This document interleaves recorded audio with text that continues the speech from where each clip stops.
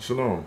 I wanted to come today to talk to you about why I no longer would refer to myself as a Christian based on the facts that I've come to understand. This may be a bit confusing to family members on first hand when they first hear me say this, and the immediate assumption is that maybe I've joined a cult or joined some sort of group that is against the Messiah. This would be the furthest thing from the truth. What I do have is I have facts in front of me based on the Christian church fathers, and I'm reading what they wrote about Christianity in opposition to the way, or the good news, or the gospel, as commonly called, and about those who practice the faith. I have a better understanding of why one would refer to Shaul as Paul. I have a better understanding of why one would refer to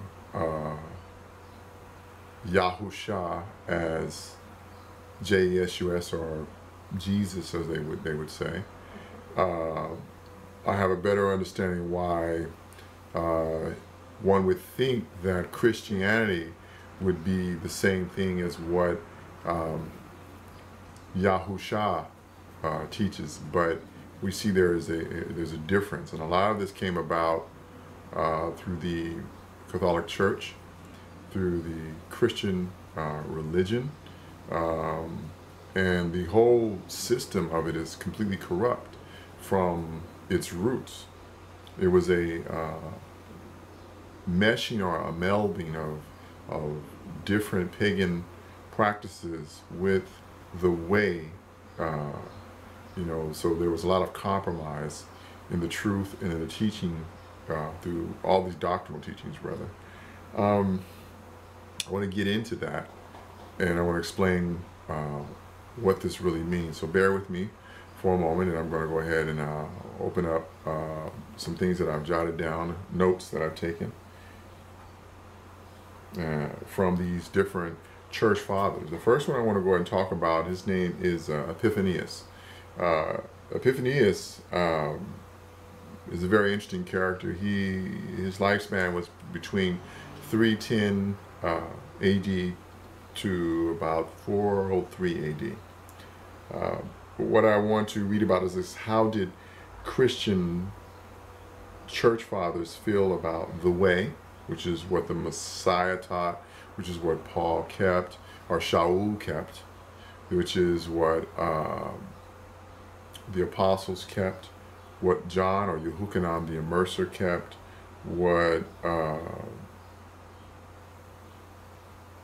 all of these individuals who were sent beforehand, our forefathers, our ancestors of the way, not of Christianity, but of the way, what they taught, and how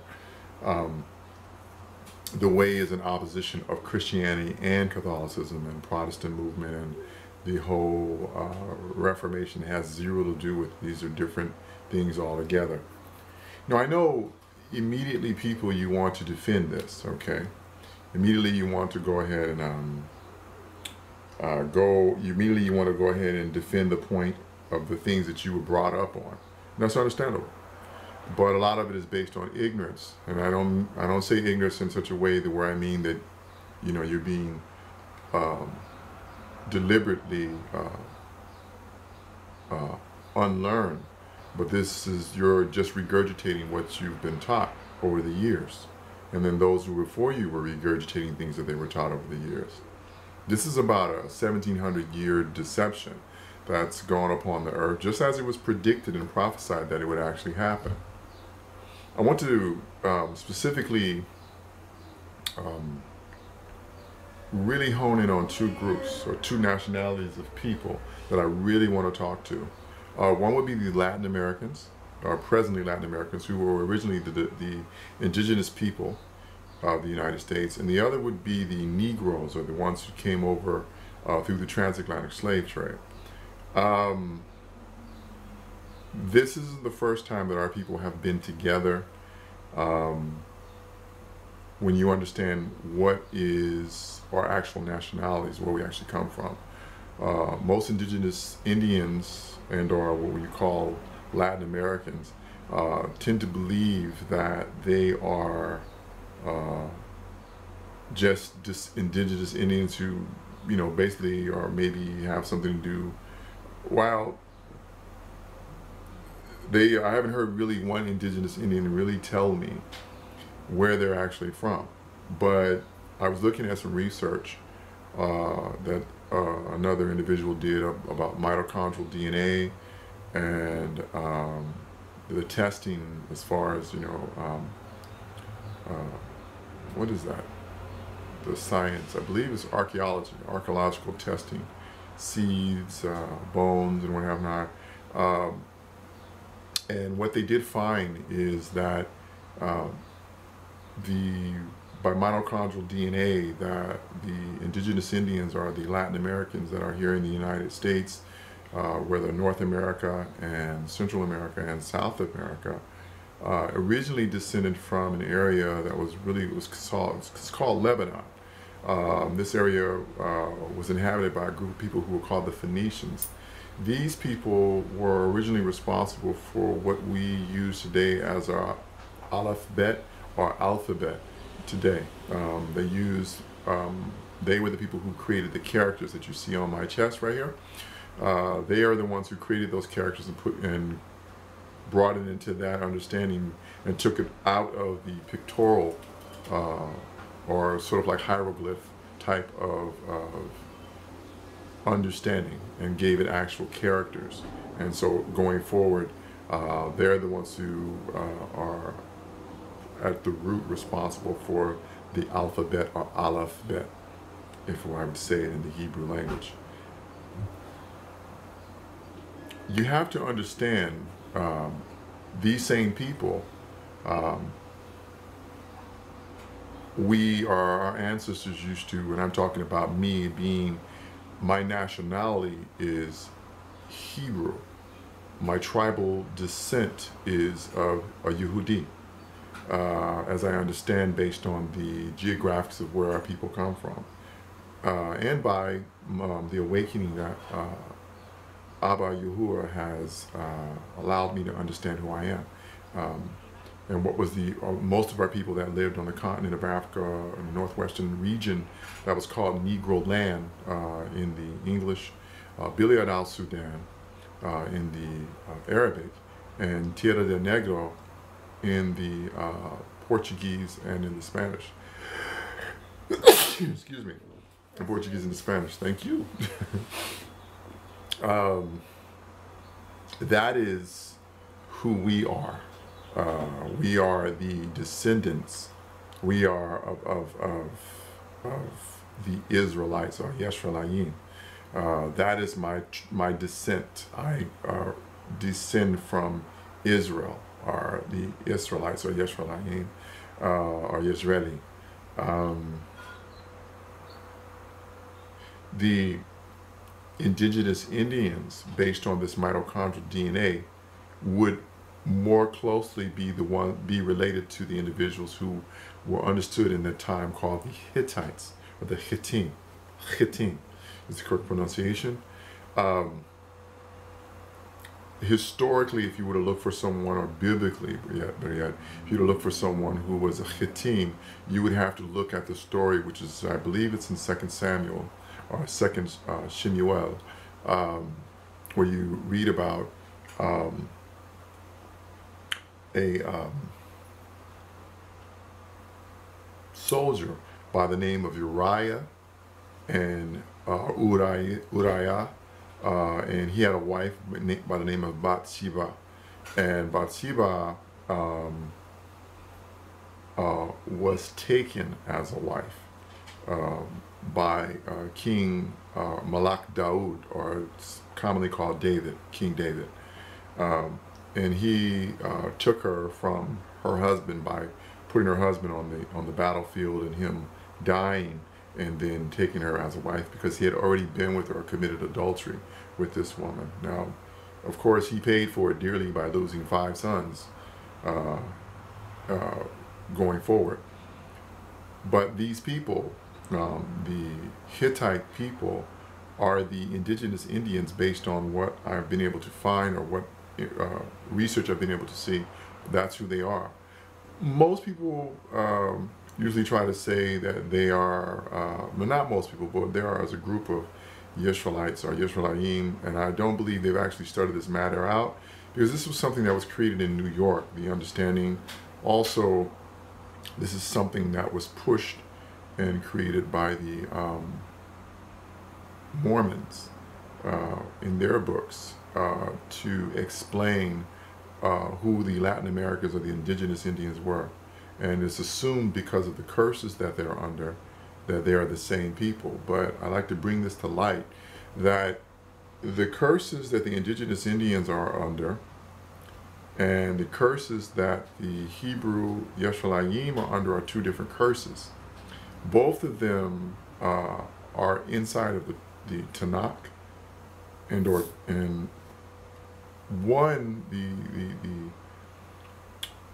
indigenous Indians of America, their curse comes about with Noah inside of Genesis chapter 9, or Bereshit chapter 9. And you can hear about how this curse is actually placed on one son who's Hamitic, and his name is Canaan or Canaan.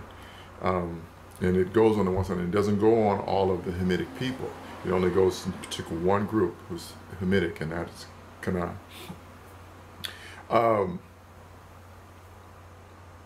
feel like I'm going to go all over the place, but it's very, very vital that people understand who's who in the world today, and who presently claims to be who in the world.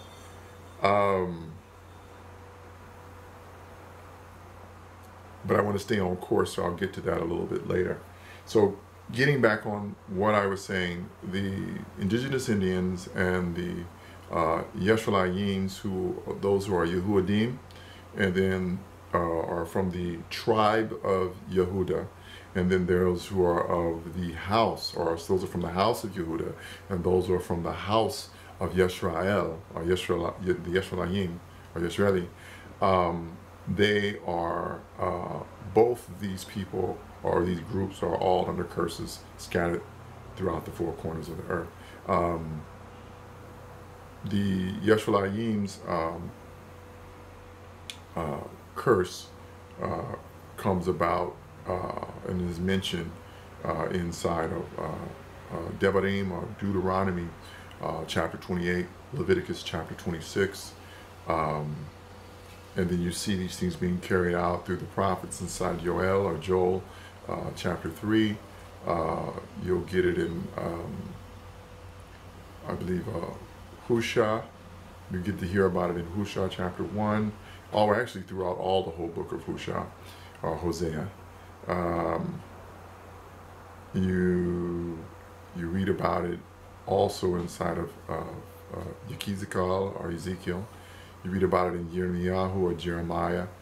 Chapter 3 is another one where you actually get to read about that. Yeshayahu, or Isaiah, reads about it a lot, explains a lot about these curses that come upon the people. It speaks about the curses while the people are in them, and while they're experiencing them. And then it speaks about these curses and the people coming out of them into the future upon the return of the Messiah, or the Mashiach, Yahusha, commonly called Jesus, or JESUS, which is not his name, doesn't have any connection to him, and cannot prove that name to be who the Mashiach is, or the character of the Mashiach. But I want to go backwards and go back to where I was originally about to start, and explain to you about about Christianity, and why I could never call myself a Christian again, and how, if you believe in the same Messiah, the son of Elohim, the one that came down, who had a mother named Miriam, who had a father, or a stepfather, so to speak, or an earthly father by the name of Yahusef, or Joseph, and was sentenced to a death sentence by Pontius Pilate then, you know, you might want to know how he actually moved, and you might want to know what is the actual truth and how did that faith actually work versus Christianity. Christianity is not the same thing as the way, which is spoken of by Shaul, or commonly called Paul, in the Bible, inside of the scriptures, you know. So let me get into it. Let me go ahead and talk to you about this, okay? So I'm going to read about writing, or the things that have been recorded about a church historian of Christianity, or one of the forefathers of Christianity, by the name of Epiphanius. And it reads as so. Epiphanius of Salamis, between 310 to 320 and then 430, was the bishop of Salamis, Cyprus, at the end of the 4th century. He is considered a saint and a church father by both the Eastern Orthodox and Catholic Catholic churches, excuse me. He gained a reputation as a strong defender of orthodoxy. He is best known for composing the Panoramiums, a very large compendium of heresies up to his own time, full of quotations that are often the only surviving fragments of suppressed text, and for instigating with tikkun. Excuse me. Instigating was prayer time. It's about 1500 or 3 o'clock in the afternoon, or shall I say the 9th hour. It's about the 9th hour of the day, and these are the times that prayers were answered, and then prayers went up. So there was a lot of ascending prayers, and there was a lot of descending answers. Correct ways to pray: with your hands wide open, ready to receive.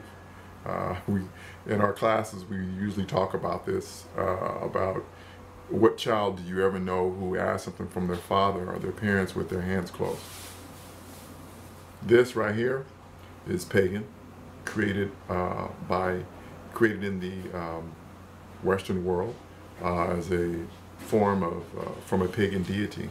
Actually is a fertility symbol that really started out like this, okay?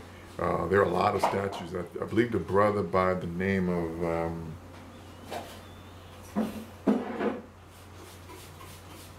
oh, I can't think of his name. But he was out of the, I remember he did a lot of association with the camp of Israelite heritage. I believe he did a lot of things for Israelite heritage, but he did some very, very informative videos that explain this. But you'd have to go there and check it. If I get his name, I'll drop it on you. But he did some extensive research that really opened your mind up to where this symbol came from, how it went from this, and how it eventually evolved into this in the Western world, and how today this pagan practice is now practiced by all around the world, as this is the way to pray, except for those who are of the Islamic faith, who continue to pray in the understood way to receive a prayer, which is this, and still observe those same hours of the day when you're supposed to pray. So that Daniel prayed in, that the Messiah prayed in, that Paul or Shaul prayed in, that all of the apostles prayed in. If you look scripturally, you look at these times of the day, you'll see they actually, most things were answered in these times of the day. So getting back on to what I was saying, going backwards, staying on course. So I was with Tycoon. So I was like reading that Epiphanius, Epiphanius is a full quotation that is full of quotation. This book, or his Panoramiums, is a book that's full of quotations that are often the only surviving fragments of suppressed text, and for instigating with Tycoon, which is the name of I believe another monarch. tycoon, or he's a bishop of Athenia, so he's a bishop, there we go.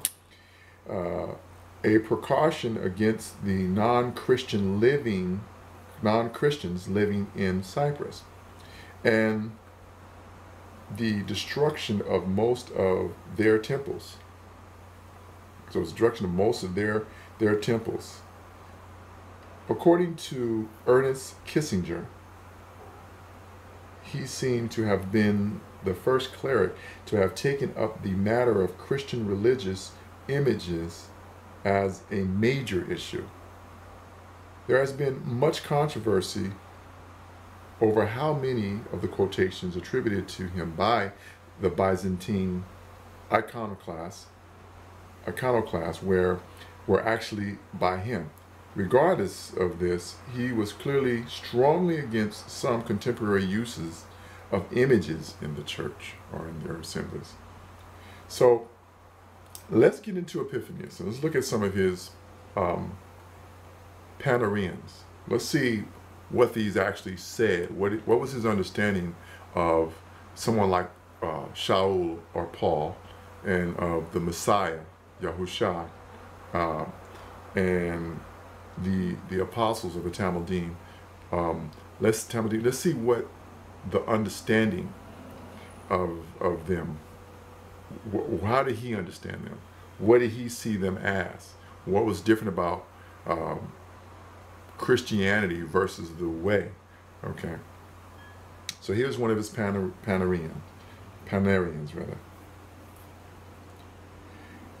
And I quote, they did not call themselves Christians, but these sectarians whom I am now sketching disregarded the name of Jesus.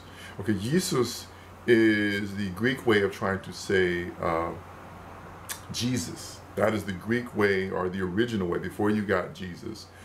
Jesus is the correct Greek way of saying Jesus. So these sectarians, remember Shaul or Paul was called, he was being in the book of Acts saying he was from that sect. And that sect was the sect kept the way. That's why he was on trial, because he was from that sect, and they were accusing him of not keeping Torah, when in reality he was not keeping the Pharisaical laws, or man-made laws by the Pharisees, in opposition to the Torah, which was given by the Messiah. Okay, so that was the difference.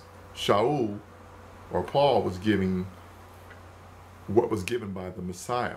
That's what he knew his whole life, but he also learned the Pharisaical man-made laws, and the Talmud is another way, a better way of saying it.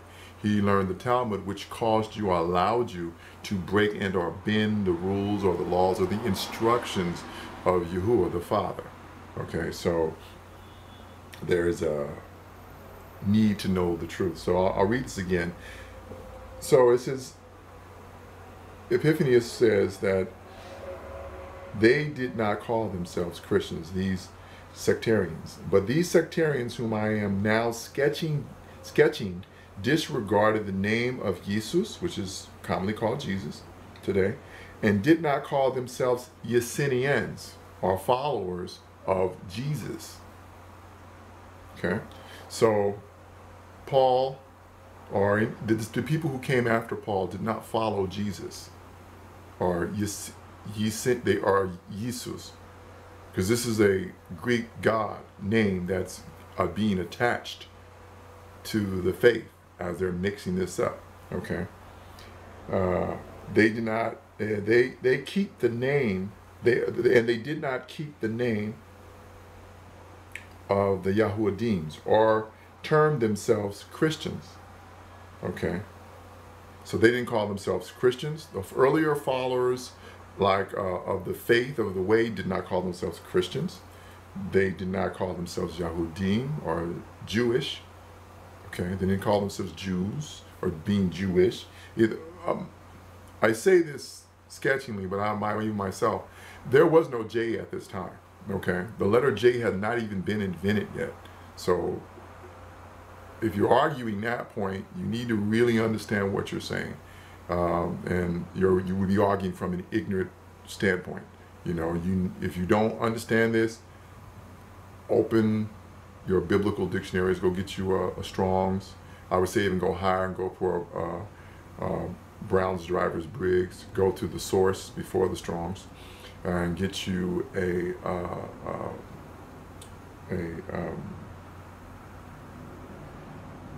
I don't know. It's crazy why I'm not remembering these things, because I know them so well. I have them right behind me. But a Brown's Drivers Briggs, and I'm not thinking about the Greek. I'm not even thinking about the Greek. Oh, my computer is so special, giving me little alerts. But continuing forward,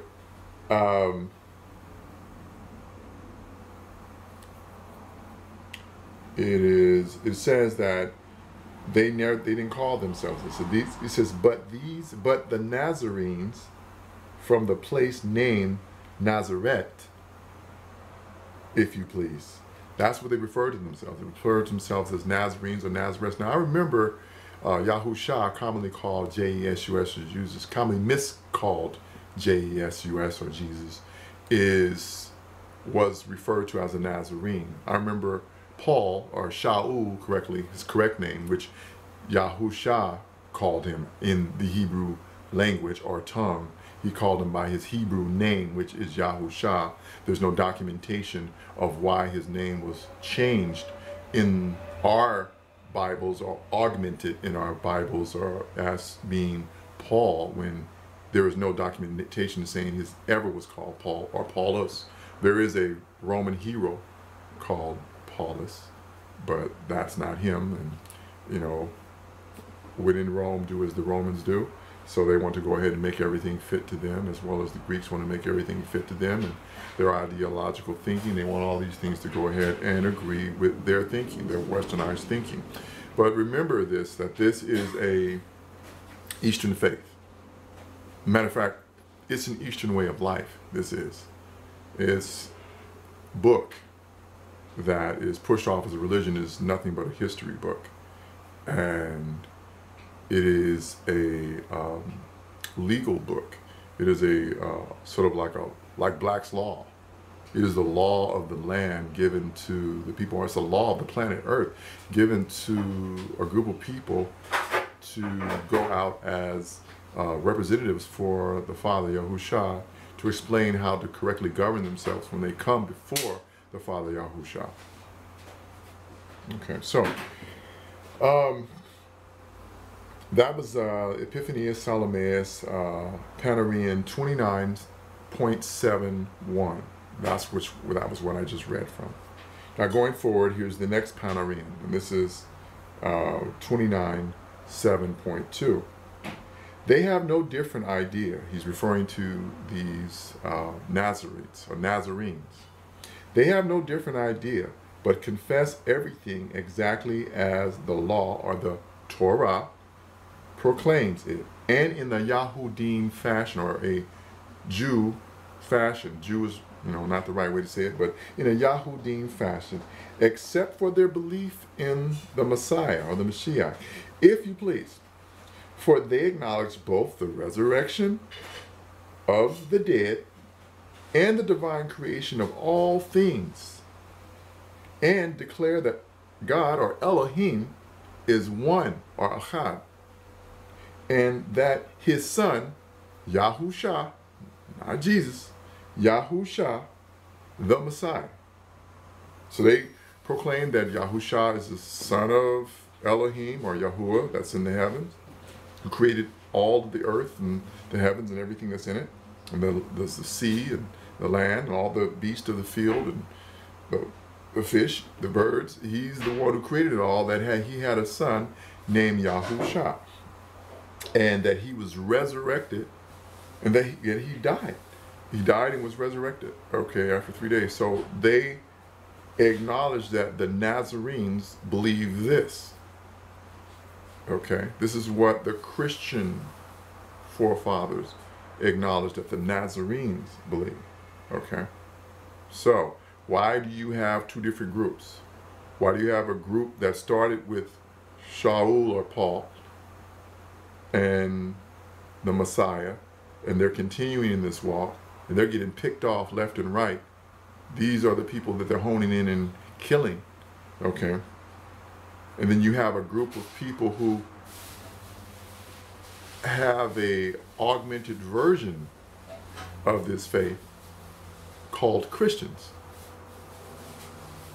And they're the ones that are killing off this other group, along with the help of those who are these Pharisees and Sadducees or Sadducees that are helping them kill them off. This one middle group, okay, that have enough knowledge to understand both sides of the equation as far as explaining who Yahusha is to the Yahudim, to explain to him from the Tanakh, and show that the Yahusha is this same individual that's spoken through all the prophets, and that's spoken of all throughout the Torah and through the writings, and then can go on the flip side of it and show all of the people who call themselves Christians that no, you're not keeping these things correctly, and you have a lot of pagan practices mixed in with your faith.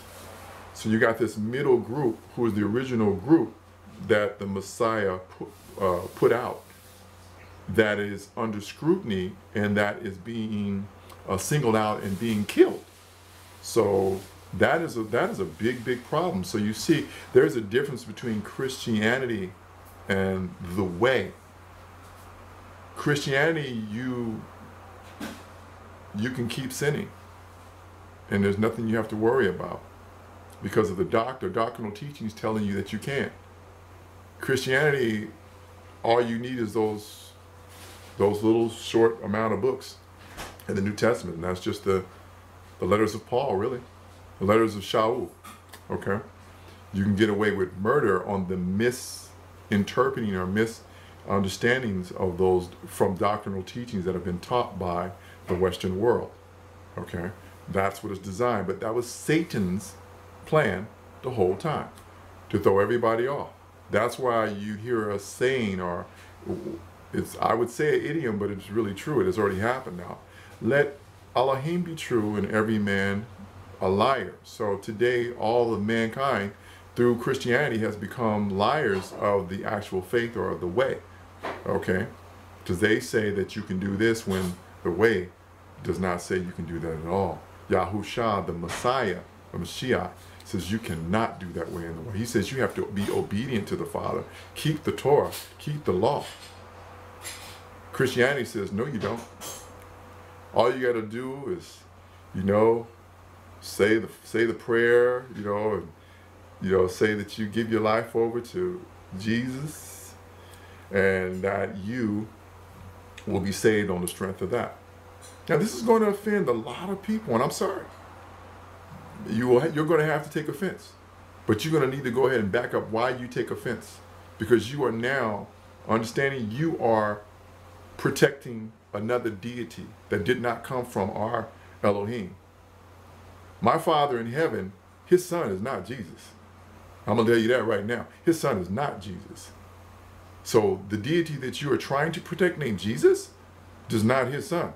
So you got to get your story straight, because if you're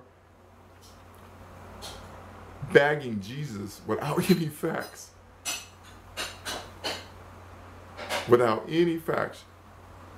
be leery of your own soul.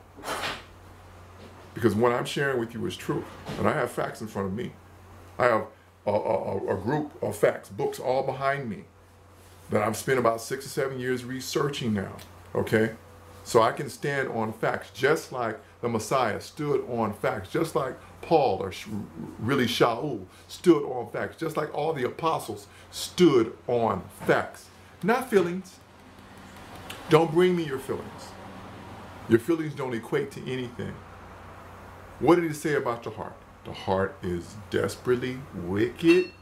Who can know it? You do not lean on your own understanding, but on every word that proceeds from out the scriptures. That's what you should lean on. I lean on the scriptures. Hebrew translated into the English. Greek straight translated into the English. No in between. No in between. Okay? Dead Sea Scrolls translated straight into the English. Okay? Book has some discrepancies. All my books have discrepancies because some people try to go ahead and add their own commentary to some of these things. Without bagging the proof, some people want to say what they want to say. But let's just stick with the facts. If you have the mind, if the Ruach or the Father's Spirit has opened you up to go ahead and discern, then discern. Your discernment comes through understanding of the scriptures that you have read. But if you do not have this, and if you've not done this, if you've not sought out, if you have not searched the scriptures, if you do not study to show yourselves approved, okay, study it to show yourself approved. Find out why you only have 66 books in your Bible. Find out who voted to only have those 66 books. Find out why your 1611 had about 71 books in its Bible. Why you don't have that one today. Why is it an apocryphal? What makes it apocryphal? Have you even read the other books? Have you read it and see all of it to see why someone would do that and then question it? Are you really studied? We'll see. So going on to the second panorama, or the third one rather, if I'm going to read this one.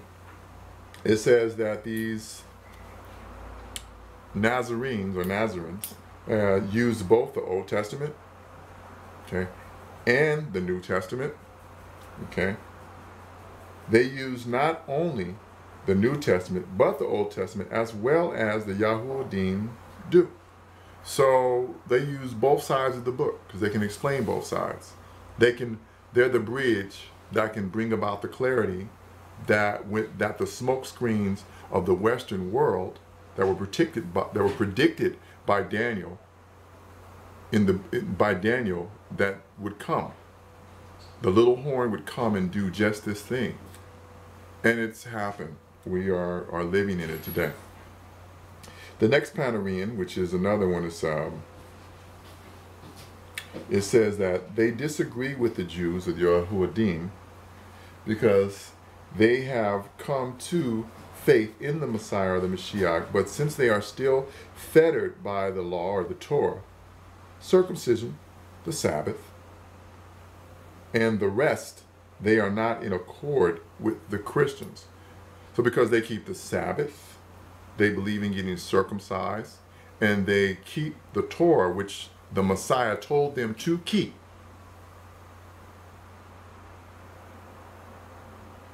That Christians are not in agreement with them. Now, mind you, this is 1700 years ago. Paul is dead, or Shaul is dead. All the apostles are dead. They warned in their writings that there were going to be some people, Paul specifically, or Shaul specifically said, people are going to come after him, and they are going to they're going to augment his writings. And they are going to tell you not to keep the Torah. This is inside Paul's letters. They're going to tell you, they're going to give you a different gospel or good news, and they're going to give you a different Messiah, and they're going to give you a different spirit, or Ruach Kodesh, or set apart spirit, commonly called Holy Spirit. I see people foaming at the mouth, going in convulsions, mimicking demon possession, and calling that a part of the Father. That is insane, okay? How do you do that? How do you make yourself into that type of thing? You can't, okay? If you go back into the book of Acts, when the person received that gift of speaking in different languages, he spoke out one word and it was perceived by everyone as this person, how is he speaking my tongue and he's only saying one word? He's speaking one language, but his language is going out and being interpreted in all different languages. That was the gift. That was the baruch, or the blessing of that. Okay? That's how that worked. But people miss that. Okay? Slow down and read your books. Slow down and read your Bible if you're into this book. If you believe in following the truth, following this word, and not some Western interpretations of this. Okay? This is an Eastern faith. Remember that. Don't forget it. This is an Eastern faith. This is an Eastern people. These are Eastern stories. Middle Eastern stories. Okay? Middle Eastern history. Okay? That's what all of this is. So make sure you understand this is what you want to do. You're not following a Western faith. If you're in Christianity, you're following an Eastern faith, Eastern faith augmented into a Western thinking. So go backwards. You know, seek the old paths. Leave Europe alone. Go back to the East and get the truest understanding. Okay? So I'm going to go forward and I'm going to read something by another church historian or forefather of Christianity. His name is Jerome. Okay? And he existed in the 4th century as well, or Jerome. Okay? In the 4th century, Jerome also referred to the Nazarenes as those who accept the Messiah in a way that they do not cease to observe the old law or the Torah, okay? In his letter 79 to Augustine, he said, "What shall I say of the Ebionites, who pretend to be Christians? Today, there still exist among the Yahudims, or the Jews, in all the synagogues or the assemblies of the East, a heresy, which is called that of the Manians, and which is still condemned by the Pharisees. Its followers are ordinarily called Nazarenes, or Nazarenes. The same thing they call the Messiah. Yahusha of Nazareth, commonly called Jesus of Nazareth. Twist the story, put a different name on it, a different Messiah, Jesus, a different spirit, demon possession, okay, versus the knowledge of how to talk in one language and vocalize that out and come out in multiple languages and different gifts from the Father. Let's get it right. Let's get it right. Let's use some common sense. Let's think, people. Let's get out of all this. The reason we're here is because of all that foolishness, all of that pagan practices and voodoo and all that stuff that we embraced when we were over in Africa, when we migrated into Africa, okay? And then we brought those pagan practices that were already mixed into Christianity and embraced Christianity because it agreed with the pagan practices that we came out of Africa with. So it goes on, it says,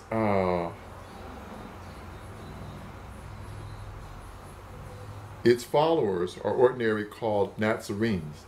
They believe that the Messiah, or the Mashiach, the son of Elohim, or son of God, was born of a Virgin Mary. So they believe that. The Nazarenes believe that the Messiah was born by a Virgin Mary, or Miriam. And they hold to be the one who suffered under Pontius Pilate and ascended to the heavens. So they agree, they ascended to the heavens, and in whom we also believe. But while they pretend to be both Yahudim and Christians, they are neither. This is inside the Jewish Encyclopedia. Okay? Under references of Jerome, or Jerome.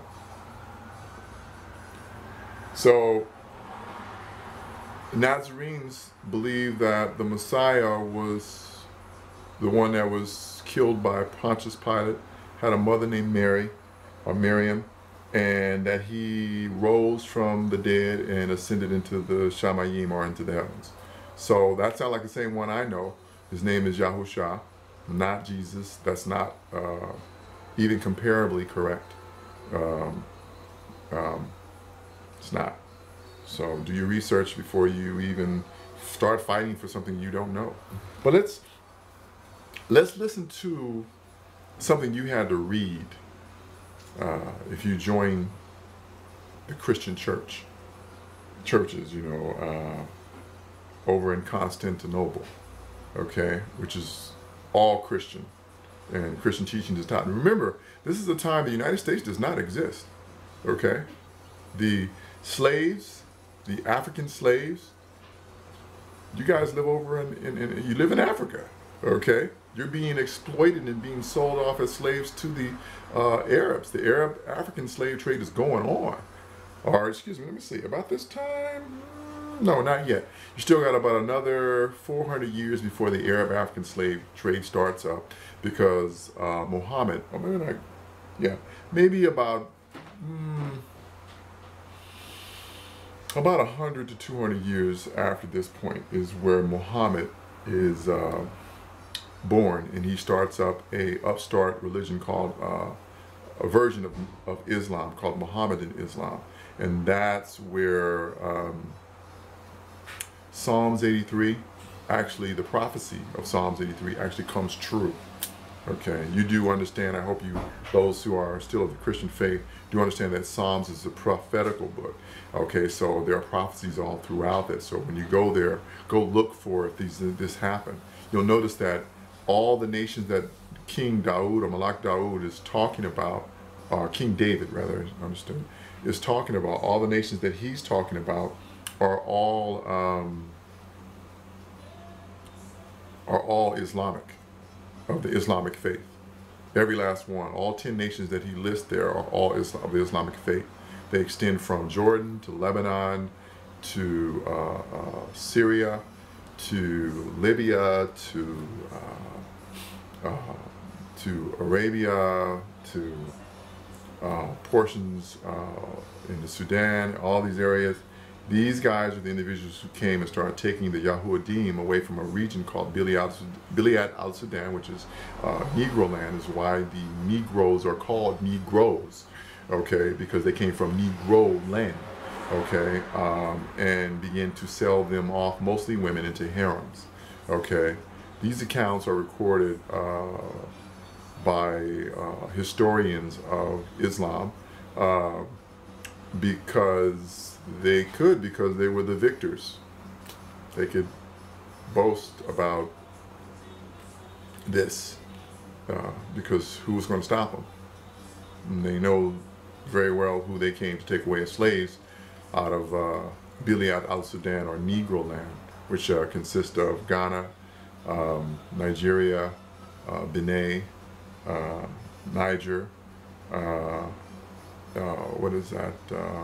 The Mandinka, Senegal, Gambia, Benin. I may have said that already. But these are the regions. This is where Kunta Kinte came from.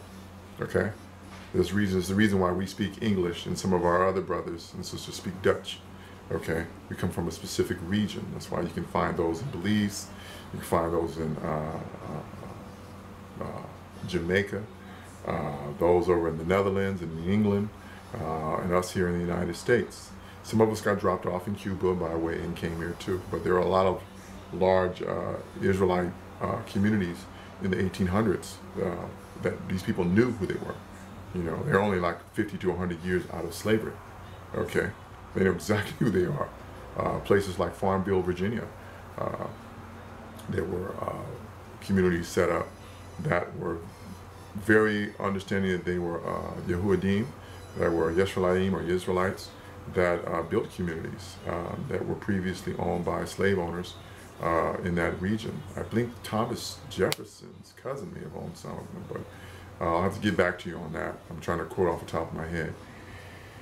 Let me read you a creed of the Christian church at Constantinople during the same period of Jerome's letters. Okay, so you get an understanding of how people thought at this time about the Nazarenes. Okay, the ones, remember the Yahusha, the Messiah, he's of Nazareth. All the apostles followed the Nazareth ways.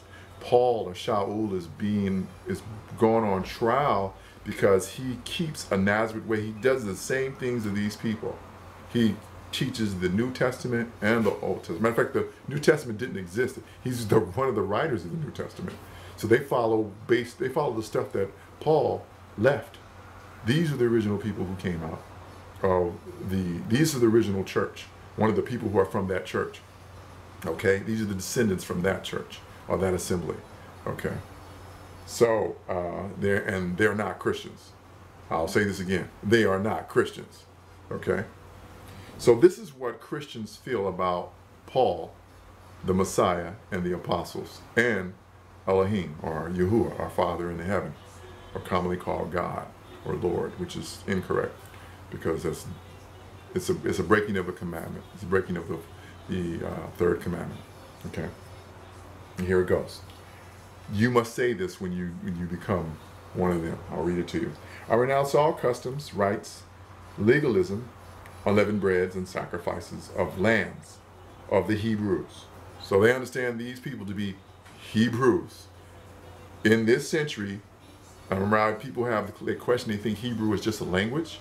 No, Hebrew is a people. If you go back to Exodus, you read about Hebrews. This Moses is a Hebrew. All of the children of Israel are Hebrews. Okay, I am a Hebrew. Okay, that's my nationality. Okay, and we have tribes. Okay, and we have tribes that we descend from. You can call someone from Asher a Yehudi. That would be a little bit offensive to him. Just like you can't call anybody who is from, a person who's from Belize doesn't want to be called a Jamaican. And a person who's from Mexico does not want to be called El Salvadorian. Or an El Salvadorian wants to be called a Honduran. Okay? A person who's Irish doesn't want to be called Scottish.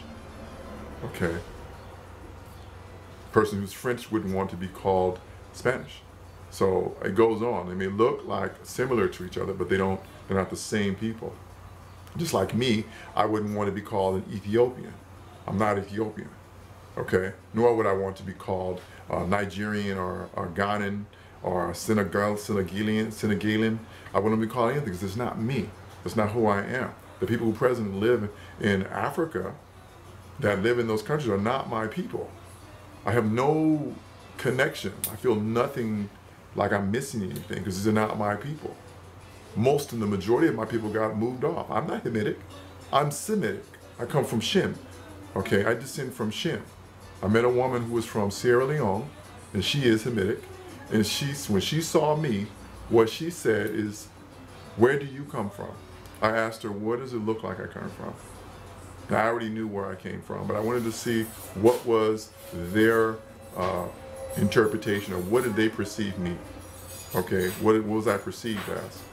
So she said, "You look like all the brothers or the men who live in Arabia." Now, Arabia is the Middle East, okay? Publicly or promoted, you never see people who look like me pushed out on the news in the United States and the Middle East, or showing anything about the Middle East. They show you these other people, but they don't show you me, or people who look like me in the Middle East, because then your questions start to arise. I met a Yemenite, or a brother, especially he's a Yahudim, who's from Yisrael, or Israel, and he moved from Israel. He was born in Israel, and he moved to Yemen when they started moving all of the converts of Judaism into the Eastern European converts to Judaism into the region. These people moved there, and so his family moved out. When I saw this brother, and I had on my tzitzits, and he saw me, my tzitzits. I had on my tzitzits, and he saw me. He said to me, he says, "You know, we're the real Yehudi." And I was like, "Honey, you're there." You know, and I was like, we started talking and conversing back and forth in Hebrew, and he was a Kohanim, which is priest. Okay, so he was sharing with me things. I think his name was Sadiq Cohen. You know, but he was sharing with me a few things, and I never got to get, you know, that brother's number. But when I saw him, he had all my features, every feature, my lips, my nose. He looked like he was Creole, like he was raised in New Orleans. That's all. He like a lighter complexion with all my features, lips, hair, texture, everything. He had a presence or a command upon him, which was just, I was just like, wow, this is very interesting to see his stance and the indignation. He was indignant to what was going on over in Israel. He did not agree with that. He was like, I'm not with that. Those are not my people. The people who live in Israel today are not my people. Those are people who are supplanted and moved into my country, and my people moved out when they moved these people in 1948. The push in 1941 after the First World War. So right now, if you don't know the information that I know, then it's going to sound like I'm talking off the top of my head, and I'm just saying crazy stuff to you, but I have facts to go and back this up. So hopefully at some point in this video, I'll be able to go and just drop those on you so you can see for yourself. Okay, so I'm almost done with this part, so I'm here the last part of it. So I'm going to read this letter, or this creed of the Christian church at Constantinople during the same period of Jerome. So I'll read it fully and I won't stop. Okay. This is what you're supposed to say if you're going to accept Christianity in Constantinople. Okay. Now mind you, nobody has gone over to the Americas. That doesn't happen for another 1,000 years. Okay. Mind you, Christianity hasn't gone anywhere. It's still in Europe only. And it's centralized, okay?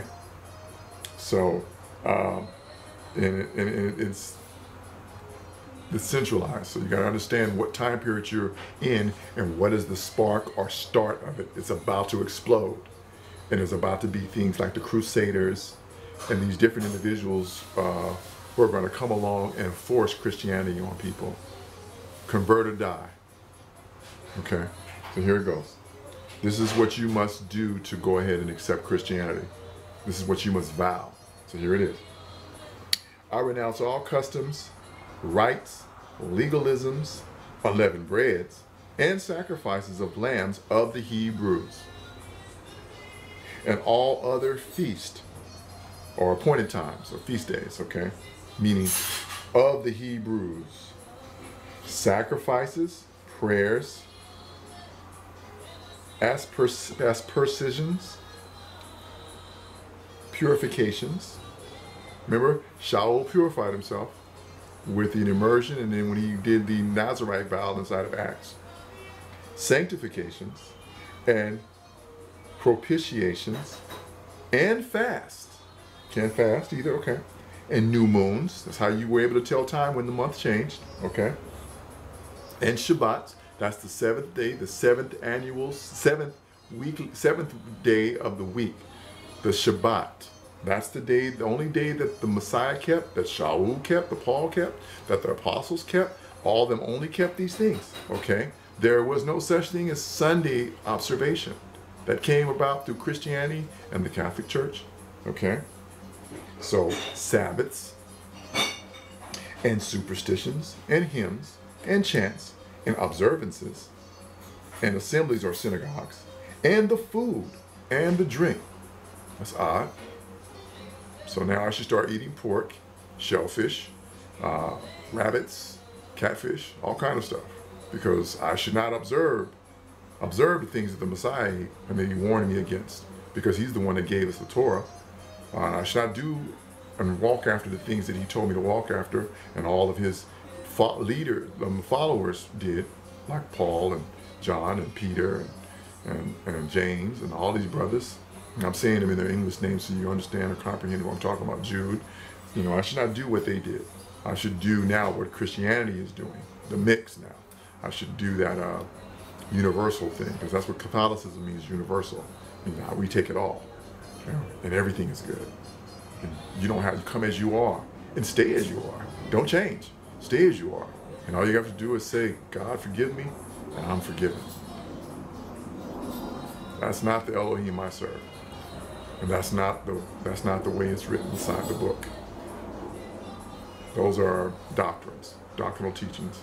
1,700 years of doctrinal teachings.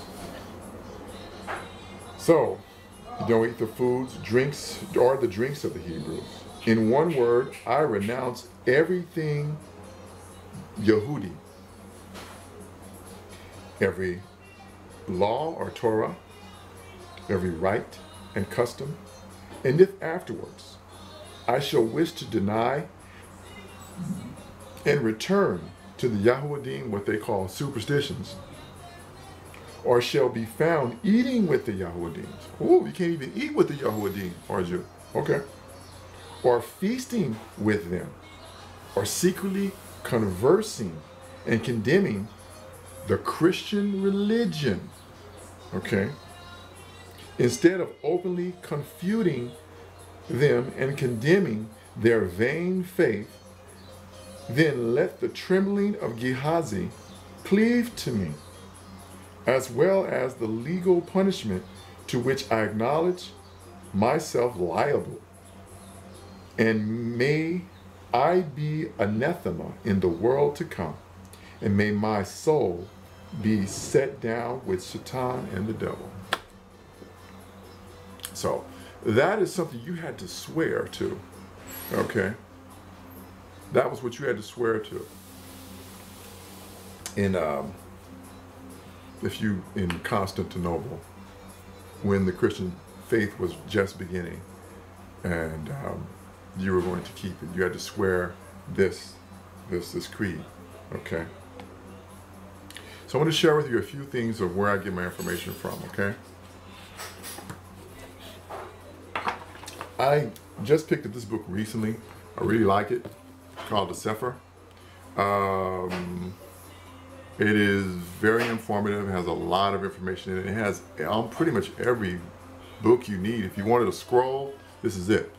Every book that's in here is in the Dead Sea Scrolls, from Genesis or Bereshit all the way to Chazon or Revelation, with every book in between, from Hanuk or Enoch to Yashir or Jasher, to Jubileem or Jubilees, to Tobit and Baruch, to Manasseh, and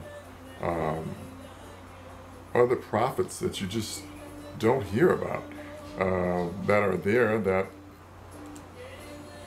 Paul quotes or Shaul quotes, that the Messiah quotes, that all the apostles quote, that these guys had an understanding of these guys, and here are all the books. So why didn't we have them in ours?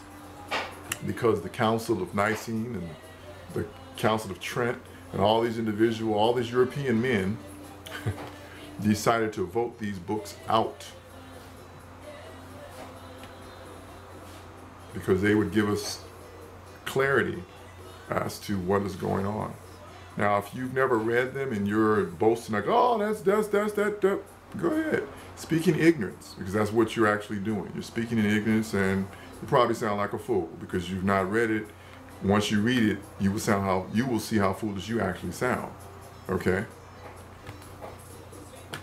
Another book to get that I think is important is just for knowledge.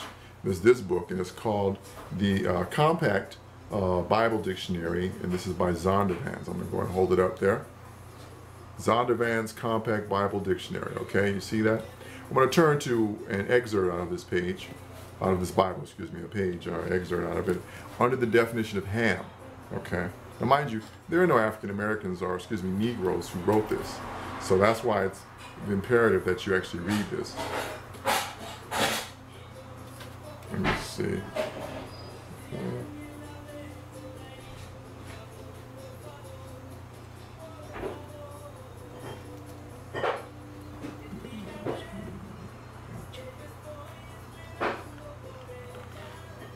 There it is.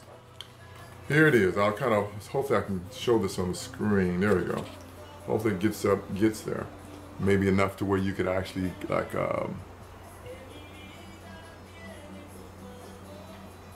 there it is.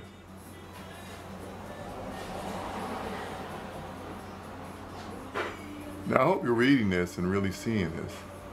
It says, Ham, the youngest son of Noah. There goes my deal going off, thinking like it's trying to save energy. So, hopefully you're, I'm sorry, I know I'm moving a lot, but hopefully you're getting this and you get a hold of one of these.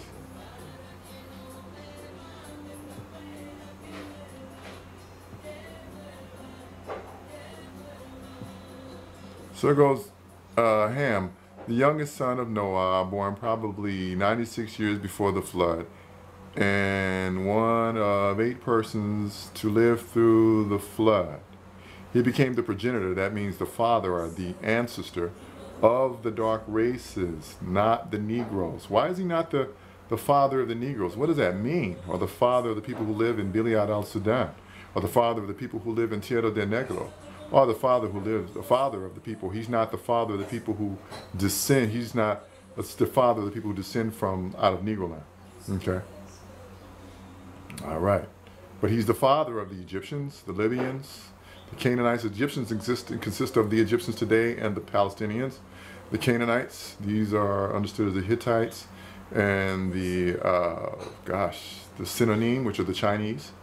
So you got indigenous Indians and Chinese who descend from this, and the Libyans, which is Somalia, also understood as Put. So that is from that book right there, okay? There we go. So that is Zondervan's Compact Bible Dictionary. You can read that there, okay? Another book that I suggest you get is this book. This book is called The Negroes in Negroland. The Negroes in America, the Negroes generally. Okay? If you want to find out what Negroes did to get them sent to the United States and all the other countries and dispersed through slavery, all you got to do is read this book right here to get a general consensus of a bunch of different people who bought slaves, and you get an idea. Are Negroes guilty? Oh yeah, we're guilty. Should we have been sent to these countries and sent off and scattered through the 4 corners of the earth just like prophecy says? Yeah. Should we be alive? No, we should be dead. It's only because of the favor or the mercy that YAHUSHA or Yahuwah gave to us through his son YAHUSHA that we are alive. And remember, he's not doing this for his sake. We don't get, a lot of us are being judged right now based on our daily lives, what we're doing. So, get it right. You are guilty and you need to repent. And the only way we can actually come out of what we're doing or come out of this slave mentality and out of this a land of our captivities is if we actively repent, us and our children, as is written inside of Deuteronomy chapter 30, I believe. Okay. So, definitely get that book because it's very important. Another book that I recommend is this book right here. Okay? This is a Jewish almanac, okay? And just like we have the Benjamin Banneker or the almanac that we have that used for our stuff here in the United States to go ahead and know how to tell agricultural times and what to do and when things happen in over history. This book is a culmination of an accumulation of events and things that happen and how Jews view themselves. And this is Eastern European Jews and even the Sephardic Jews. So those are the ones who converted that are of Sephardic descent. They come from, Sephardic is an actual people. The Eastern Europeans are an actual people. One is Sephar or Sephardic. They are the darker looking Jew, not even darker, excuse me.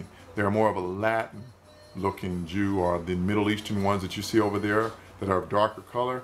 That's them. They come from a region or a land called Sephar, They're not the same thing. They're not, they are from Shem, but they are not Hebrews. They are not Hebrews. They have no tribal descent whatsoever. These are converts, both sides, both Semitic, both the Shem, the ones that are from, we have the Sephardic and we have the Ashkenaz. Neither one of these groups of people descend.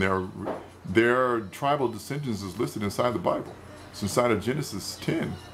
So, I mean, you can feel how you want to feel, but the facts are inside the Bible. It's there.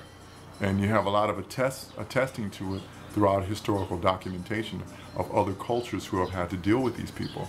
So, these are the people, and these are the people that the Messiah is talking about inside of Revelations 2:9 and Revelations 3:9, you know, that they say they are Jews, but they are not. These are those people. So let me give you an excerpt out of this book right here that lets you understand what these people think about themselves. Mine's kind of a little bit beat up, but hey, this is a good book. I had to order it, and it seemed like there was none available when I was looking for it, so I took this used copy from a 1980 Jewish almanac. Okay, let's read what they say on page 3.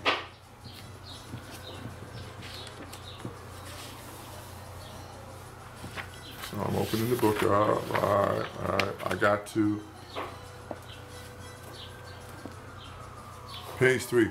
Most people don't do it this way. They'll give you this, but they won't let you see the book opened up to itself, so you can actually read it for yourself and see that we're not making this stuff up. Okay? So it says, let me see. Strictly speaking, it is incorrect to call an ancient Israelite a Jew, or or to call a contemporary Jew an Israelite, or a Hebrew.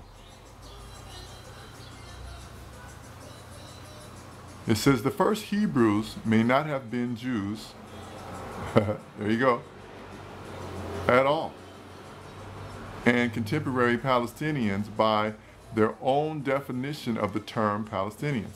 So,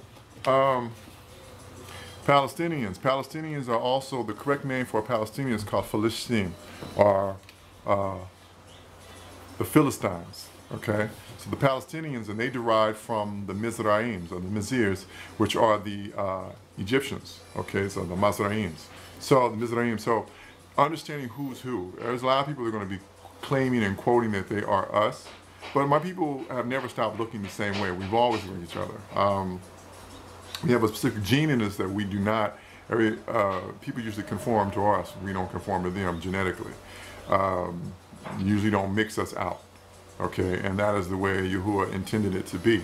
So we may have different skin tones and what have not, light to dark shades, but our facial structures and things about us that are still the same. We came the same way. We came through slavery to the places that we've been scattered to. We didn't come on our own free will.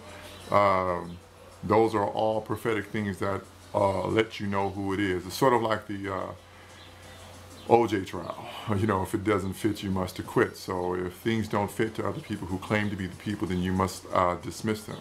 Okay, so you just read right now inside of the 1980 Jewish almanac that the Jews claim that they are neither Hebrew nor Israelite.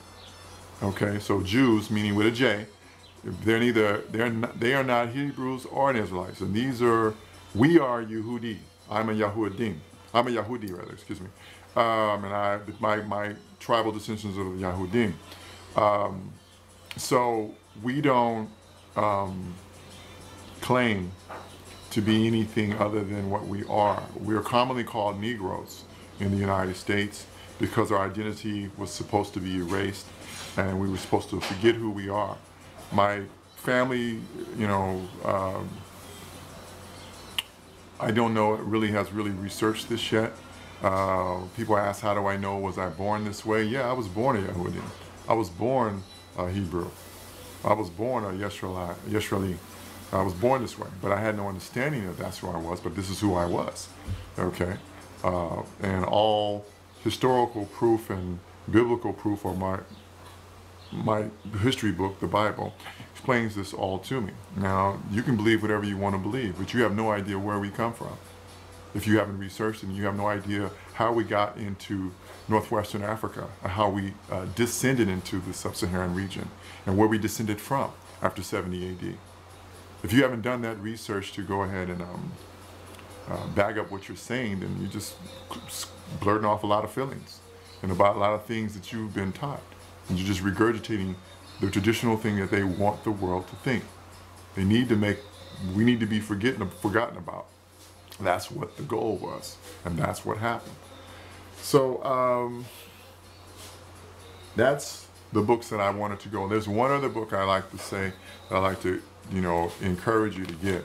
This one is called The Letters of Paul. Okay, this is written by a good friend of mine, a brother by the name of Yahusha'S. To me, he'd be sort of like a Gamliel of our times. Because he's very versed in the Hebrew language and in the culture. There are a lot of brothers that I've met.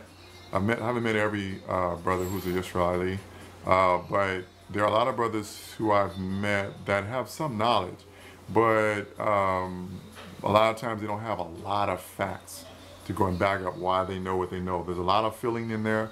And there's a lot of things just because, there's a lot of feelings. I'll just say it like there's a lot of brothers who have a lot of feelings. And then when it comes down to go ahead and proving that, their pride, and that's the biggest issue, and that's why a lot of them will be killed. Their pride gets in the way of them, and they won't accept the truth.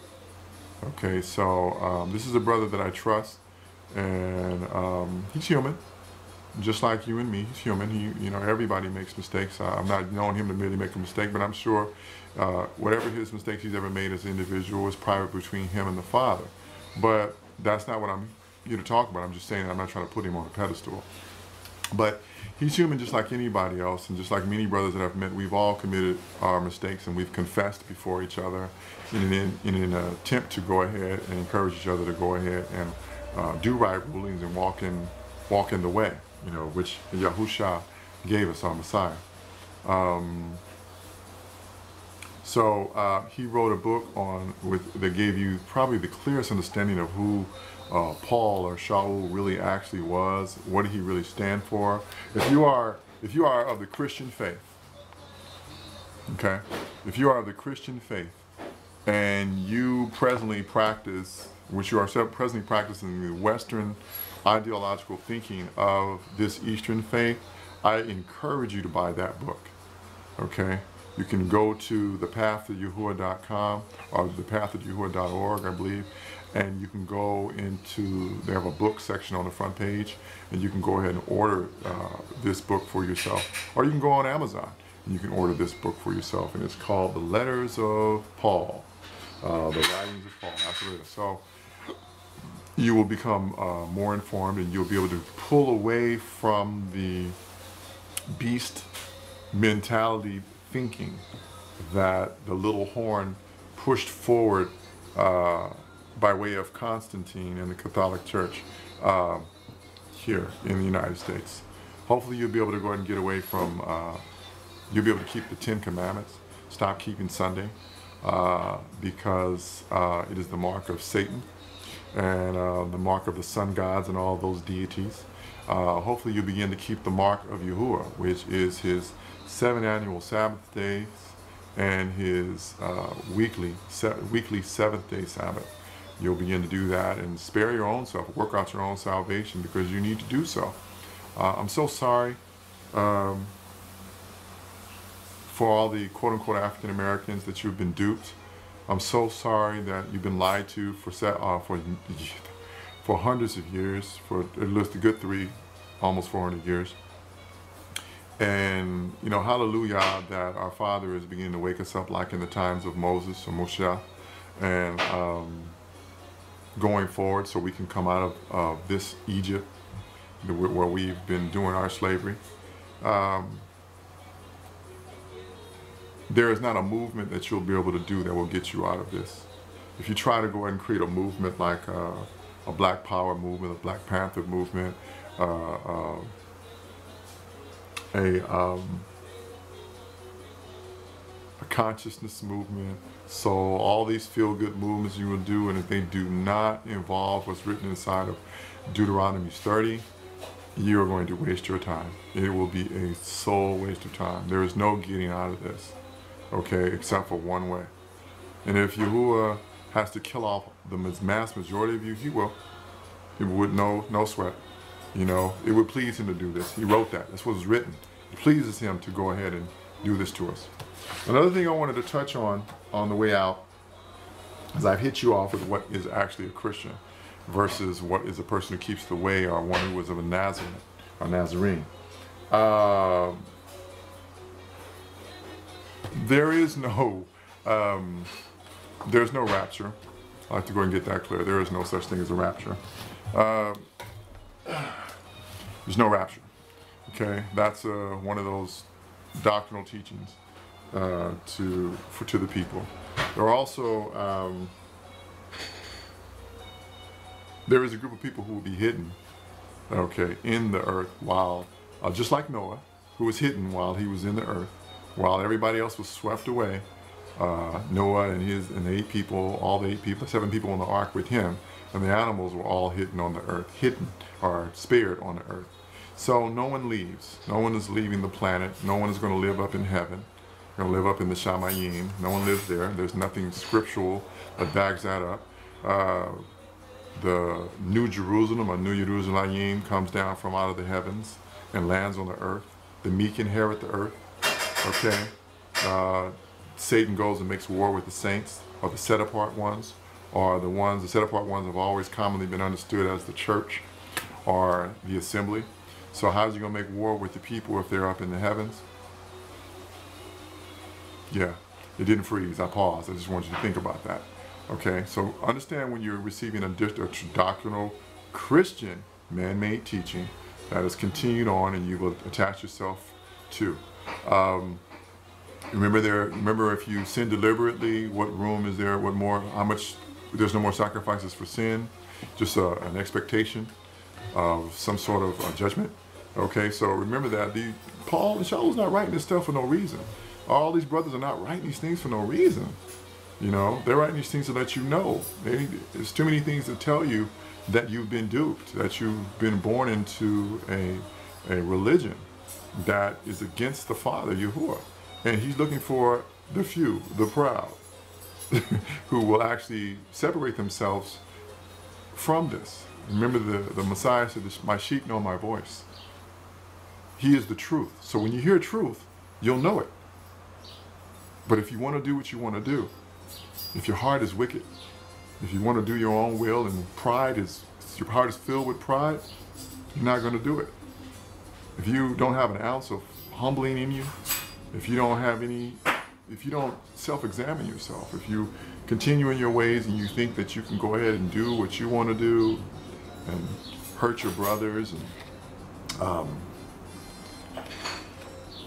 swindle them, take their money, get them in type of business schemes, and sleep with other men's wives, cheat and steal other brothers' YAHUSHA'S and things like that, and lie and do everything that is against the 10 Debarims, or the 10 Commandments. You have another thing coming. He's going to kill you. I'm saying that plain as day. He's going to kill you. You're going to die, and he will get rid of you. As it is written, 2/3, and I believe that's Zechariah or Zechariah. I don't know if I want to quote wrong. I'm trying to remember off the top of my head. But that 2/3 of the people on the earth are going to die. That's a lot of people. 1/3 of the population is going to live. Presently in the world, I think we're about a little over 7 billion. And 2/3 of that would be about 2.3 billion people left, I believe. 2.3 billion people left. That would be the equivalent of China and India combined. Not the people of China and India are going to be living, but if you want to get what a number count looks like, imagine everybody on the planet Earth dying except China, the people who live in China and the people who live in India. And I mean that specifically. I mean Thailand, all the other countries, Australia, the rest, all of Africa, Israel, all of Europe, all of America, all of the America, South, the North Pole, South Pole, everything. And the only two civilizations that will be left alone would be India and China, based on population. Now, I'm not, no way in the world would I tell you that India and China are going to be saved, because there's a lot of pagan stuff on there. They're going to be right in the mix of everything. But if I had to give you a population by number, that's what that's closer to what 1/3 looks like. Okay, of what's left on the planet, and then those people will have to go through the fire, or have to be proven, and then saved. So are actually allowed to come into some of those people are allowed to come into the kingdom, you know. But remember, there will be weeping, gnashing of teeth, you know. People will be crying because they didn't do the right thing, or they didn't make it in, and it's gonna be horrible. But I mean, these things have to happen. I admonish you to do one thing for sure, and that is to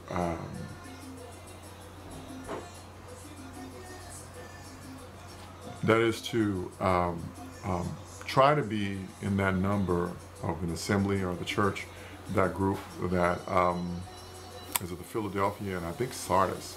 I think Philadelphia and Sardis, I believe, are two different mindsets, but mine preferably is to be of the church or the assembly mindset and or type of Philadelphia, because they get hidden away, which their story sounds very much like a Noah type story. They're getting hidden away while the rest of the world is on trial, while the Antichrist is here, while the beast is here, while the spiritual prison where all the demons are released onto the world. Christianity is not going to save you. In fact, it's going to trip you up. If you try to stay with Christianity, you better let it go. I'm just telling you right now, let it go and follow the way. Go back to the Bible and read it and keep the way. Denounce everything. Denounce all religions. Follow the way. If you're Catholic, follow the way. If you're Christian, follow the way. If you're Islam, follow the way. If you're Buddhism, follow the way. If you are of Hinduism, anything like that, all those pagan religions, let them go. Find out the truth and follow the way. You won't get it through Christianity. You have to pick up this book, or this book. Okay, get yourself a Bible. Okay, one that reads truth and that have, you know, most of the things translated correctly. Okay. Anyway, I'm about done, but I want to read something to you about, which was originally what I woke up to and wanted to read about.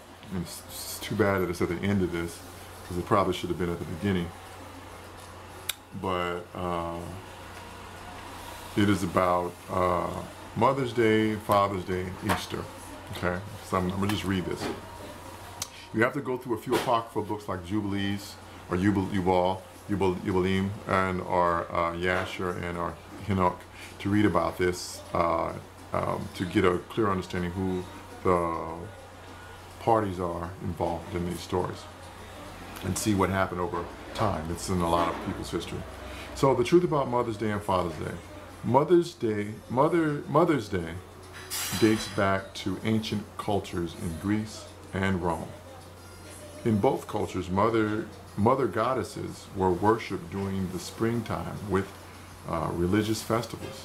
The ancient Greeks paid tribute to the powerful goddess Rhea, the wife of Kronos, now known as the Mother of Gods, or another name, Queen of Heaven.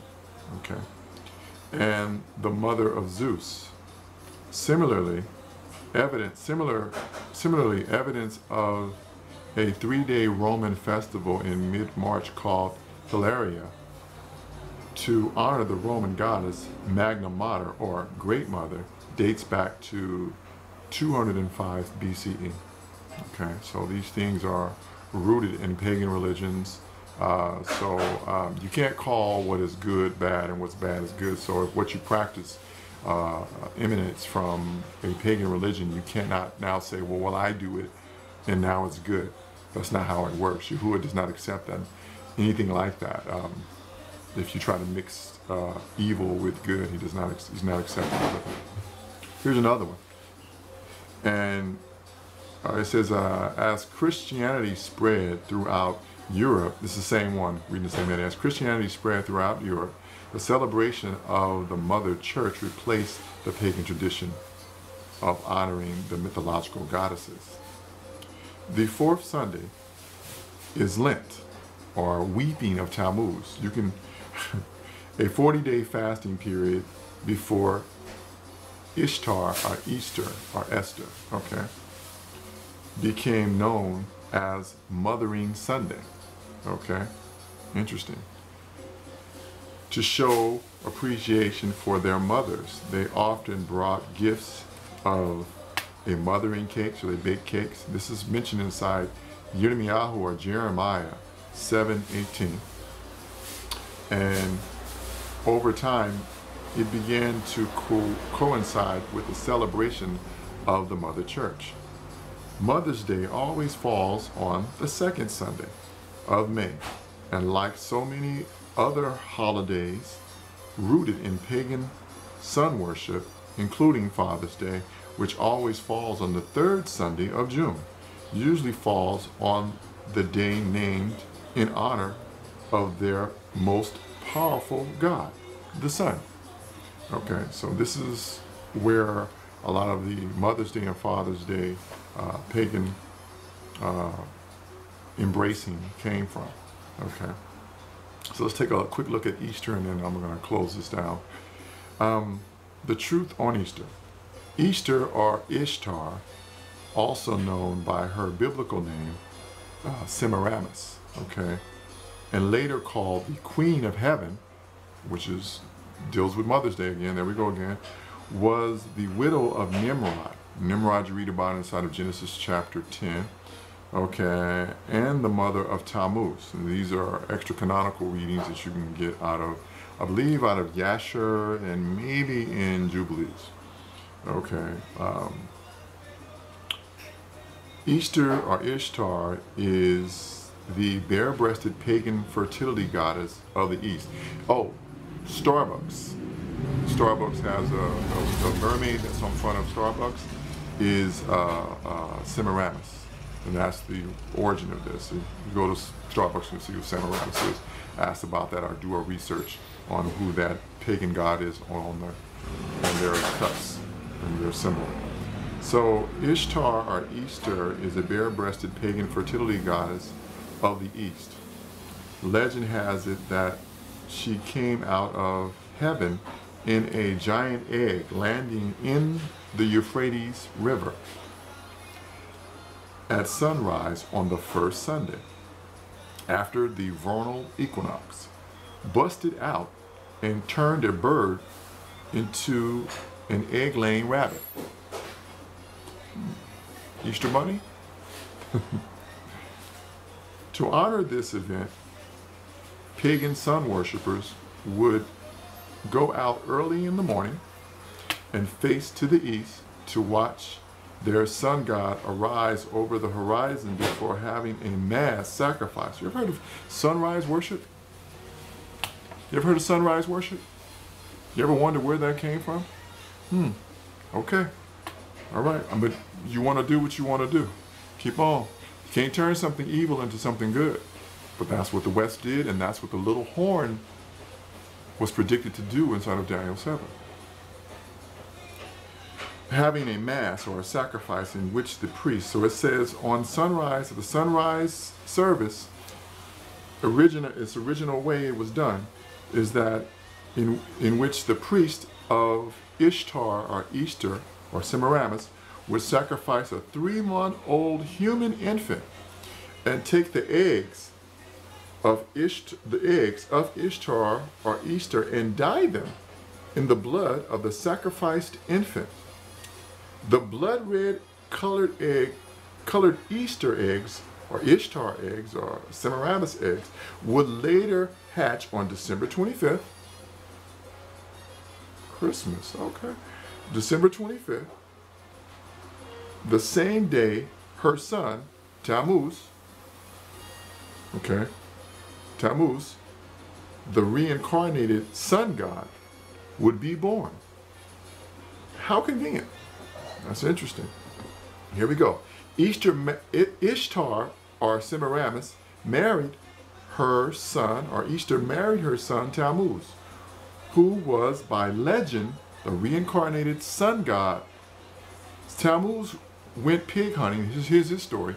Tammuz went pig hunting and was gored to death by a wild boar.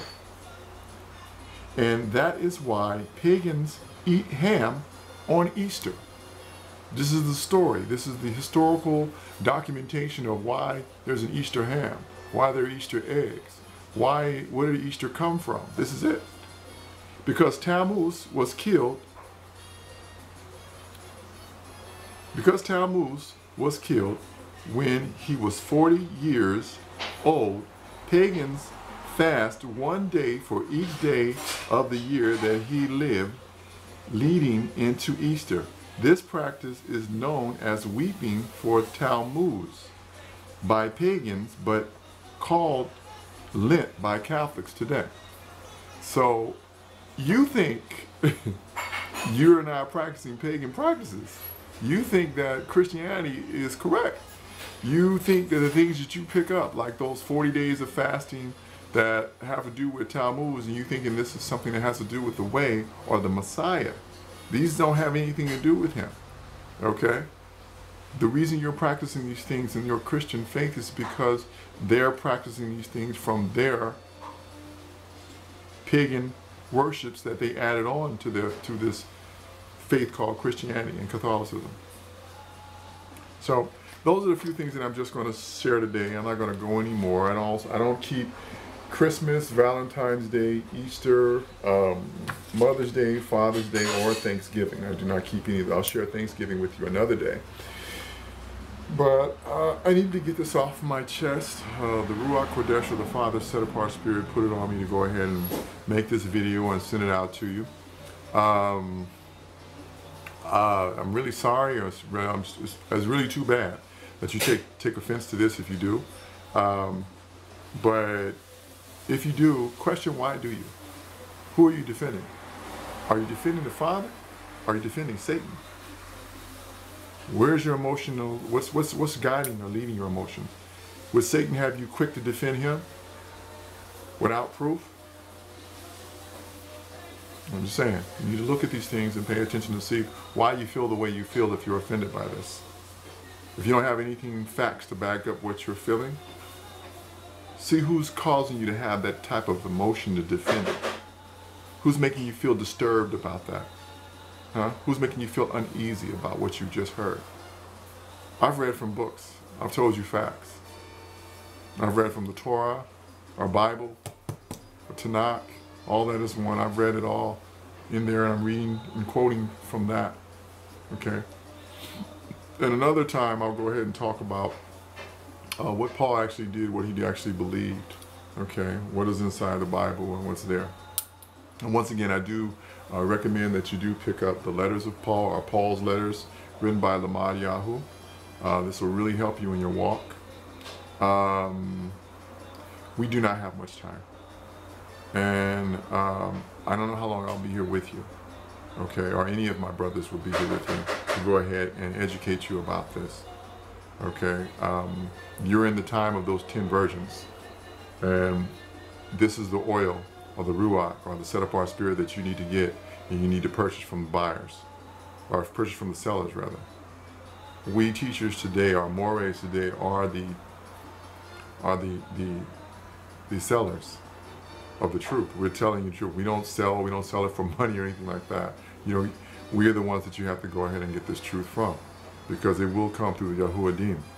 Okay, because salvation is of the Yahudim, or the understanding of how to get into the kingdom, or the keys are the Yahudim, just like the Messiah said inside of Matthew, Yahu. So, with that, I'm going to go. I made a pretty long video this time, but I think it's very informative.